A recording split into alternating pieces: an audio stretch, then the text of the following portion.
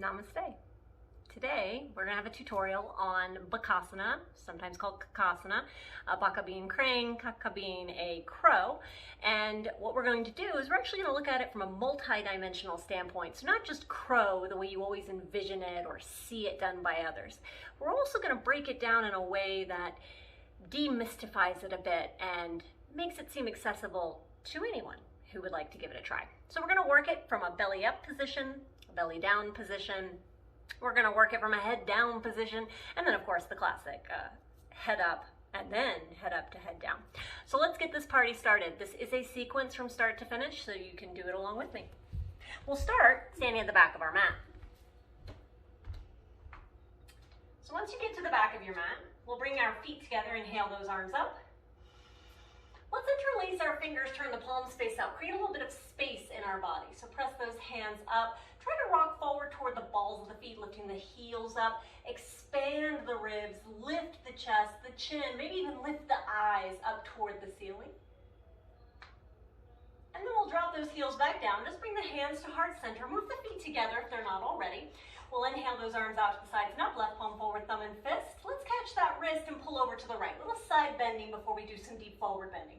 Inhale up and go to the other side. Right palm forward, thumb and fist, pull to the left. Inhale up. Let's do that one more time, both sides. Left palm forward, thumb and fist, pull to the right. Inhale up. Right palm forward, thumb and fist, let's pull to the left. Inhale up. Now let's bring those palms together overhead, look up. Exhale, fold all the way down. Move around a little bit if you're not quite warm yet. So if this is the first thing you've done today, go ahead and walk out the heels and the hips a bit.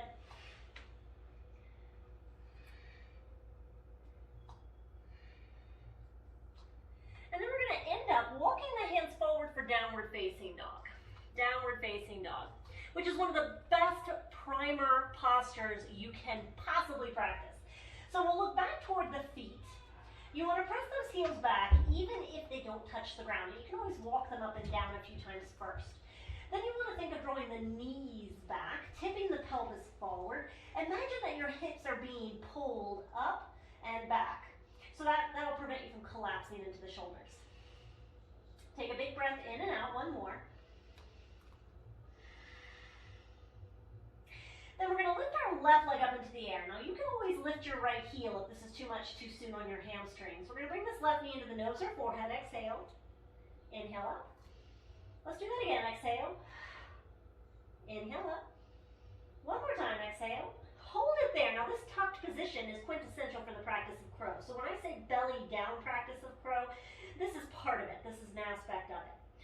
Then we'll inhale with that left leg back up and set that left foot between the hands. Now once you've done that, we're going to walk these fingertips forward. Your left knee can be bent, right leg lifts. Then bring the right knee in toward the torso, and we're going to kick the right leg through the arms, squatting all the way down, dropping to the hips, lift both legs up. Your fingertips can be on the floor, slightly forward of your hips. Now, reach those hands forward, and we're going to lower very slowly to the lumbar spine. Lumbar spine. Once you get there, bend your knees in towards your torso. Reach those hands up toward the ceiling, palms face up. Then I want you to think of drawing knees to the backs of the triceps. And then inhale, extend the legs straight, arms over the head, lay down. Now let's repeat, come right back to that position. Exhale, low back down, knees to triceps. Inhale, down. Let's do it 4 more times. Exhale. Inhale, down. 3. Inhale, down. 2. Inhale down. Last one.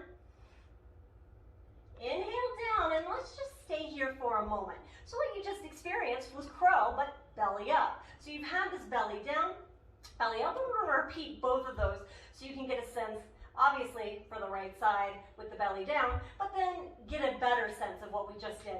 So let's go ahead, draw the low back down. Drag heels to buttocks, thighs to torso, hold behind the thighs. And we're going to rock back and forth and come up to a standing forward fold. But let's rock back and forth a few times first. Inhale where you are. Exhale, rock up to the buttocks. Inhale back. Exhale again to the buttocks. Inhale back. Now use that momentum. Exhale to the feet and hands. Standing forward fold. Now in the standing forward fold, your knees can be very deeply bent. We don't need them to be straight. And I want us to take a nice low to the ground hop just to establish some confidence here.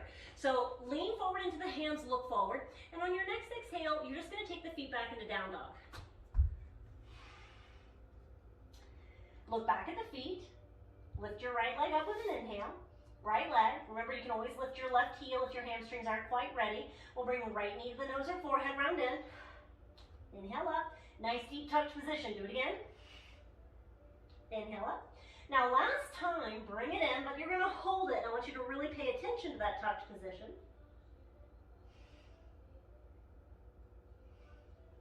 Then inhale back up. And we're going to step that right foot between the hands. Once you have the right foot between the hands, tent the fingers, and we're going to walk them forward again. Bring left knee in toward the torso, kick it through the hands, drop the buttocks down, lift that right leg up, and both hands can be kind of planted on the floor, but forward of the hips. Then reach those hands forward, and we're lowering it back down to the lumbar spine, lumbar spine. When you get there, draw your thighs towards your torso, arms up toward the ceiling, then bring your knees to your triceps, as high up as you can. Inhale, lay flat. Repeat, exhale. Inhale, flat. 4 more, exhale. 3, 2.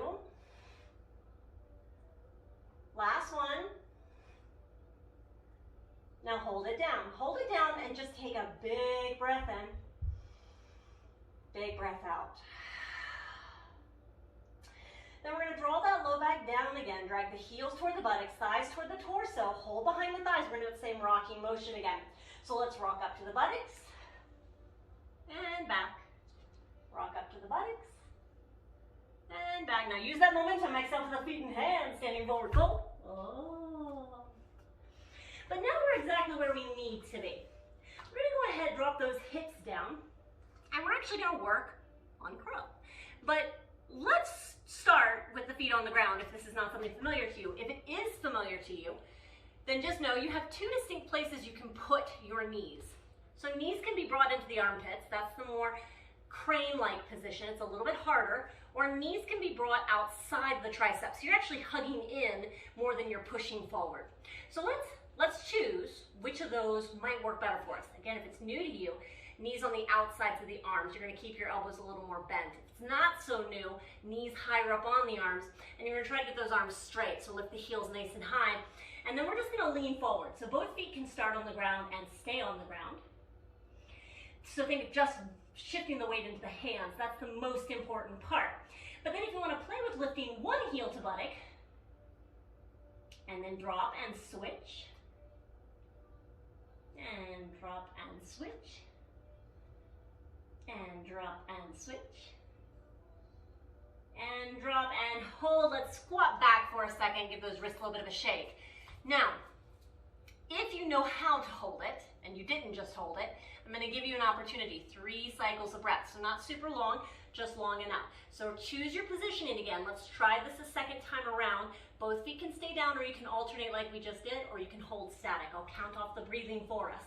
So lean into the hands, look forward. Make sure that chest is lifted. Do not look down, look forward. Draw heels to buttocks, big toes toward one another. Hold 4, inhale, exhale. 2 more.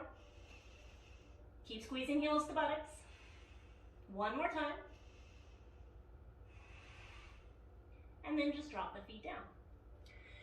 Now, the other way I wanted to teach you or work with you on is crow into headstand. But first, let's establish tripod headstand. So take a little hop back and drop to the knees.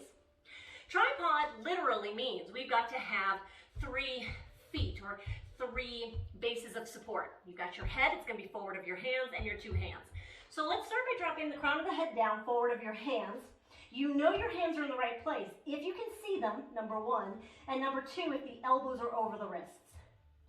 Then, keep those elbows hugging in, lift the knees. And you can bring 1 knee at a time to the backs of the arms. If you already know tripod headstand, you can lift the legs straight up and bring the knees down into crow. But I'm just going to teach from the ground up here. So step 1 knee and then the other knee onto the backs of the arms. Now hold there and check in that you're not just letting the weight be carried in the neck. You want to make sure that the arms are actually doing work, as is the core. So think of squeezing heels to buttocks, big toes together. Keep hugging those elbows in, keep gripping with the fingertips. And then we'll bring the toes back down, drop to the knees, and lift up for a moment. Hands on the thighs. Be head up for a moment. Close your eyes. Feel where you are right now, how you are right now. Because now I want to connect the two. I want to connect crow into head scan. And after we do that, we're going to work on our jump back. So let's go ahead, find our way back to crow. So hands on the mat, curl the toes under, come into that little squatty position. Make sure you have a runway in front of you and listen to each of my cues. This can be done with the feet on the ground right up until the point where the head reaches the ground, at which point your toes are going to lift. All right? So knees into the backs of the arms or outsides of the arms. Let's lean into the hands. First, establish your balance. If you don't establish balance first, you are more likely to crash. So establish balance. Then bend your elbows more. Start to shift the gaze behind you, bringing the crown of the head down. Make sure that you can still see elbows over wrists. And you can stay right here. As long as your hips are higher than your heart, you're inverted. But if you'd like to lift those legs straight up, give it a try.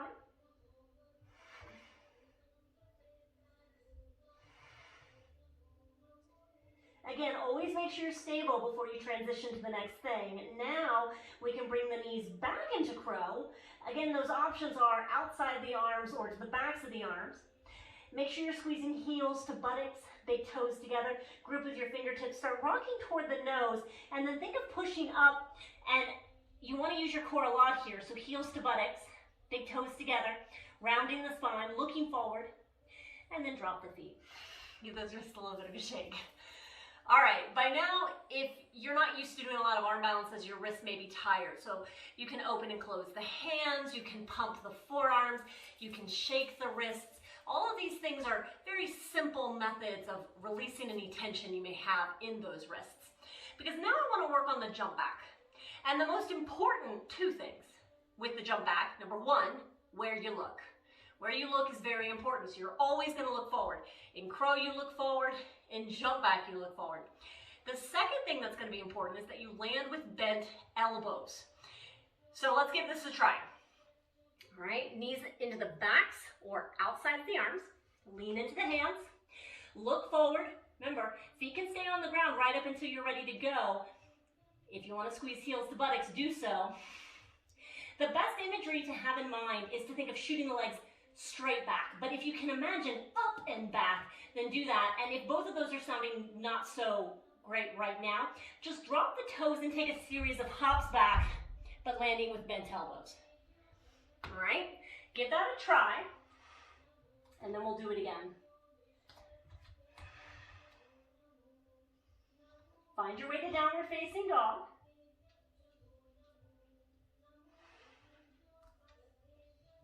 When you get to downward facing dog, look at the hands. We're going to do that a second time. Let's just take a really low to the ground hop here. So lift the heels, look forward, bend the knees a little, and just think of hopping over the expanse of the floor here between your feet and your hands. I know even that can be intimidating, so smaller hops do work great. Now we're going to try that again, but I'm going to show you the straight back, the pushing the legs back instead of those tiny hops. So knees into the backs of the arms, lean into the hands, squeeze heels to buttocks, big toes together, look forward, bending the elbows a little bit more, and just think of pushing the legs straight back. And find your way to down dog. Now when you get to downward facing dog, we're just going to walk our hands backwards towards the feet. We'll soften the knees. Sweep those arms out to the sides and up as we stand up. Bring your palms together and exhale the hands to heart center. I genuinely hope that you got a little bit of something out of this. If you have any questions with regards to what we practiced today, put them into the comment section, and if you subscribe to us, you'll be sure and get notifications in the future for all the tutorials we plan on doing. Again, namaste.